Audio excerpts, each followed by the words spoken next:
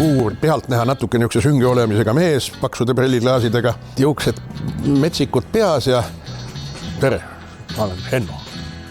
Nagu laulusõna ütleb aasta, siis oli 65, kui mina sinna peoleosse jõudsin ja siis olid pillid juba vineerist välja saetud.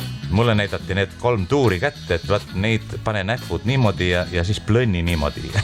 Oleks need 3 meest kõik saanud omal ajal muusikalist haridust, nad oleks muusikapõllul ka midagi erakordset saavutanud. Linna peal oli küll siukest asja, et joo, Peo-Leo, tule siia kohvikus, ma teen sulle välja. Kägu ütleb, et tekst on valmis, nii, loen läbi. Mis kurama see kiki lipsust ma hakkan siin laula. Mul on hea meel, et minu raamatud olid esimesed ja et pärast seda Henno hakkas mitte ainult joonistama, et hakkas kirjutama. 2 nädalat oli raamat ilmunud, juba ta nuhkis välja, et seal midagi on.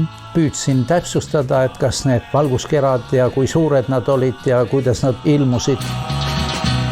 Asi nagu väljus kontrolli all. Meil vidi KGB majja ja ulatati läbi otsimisnoorte.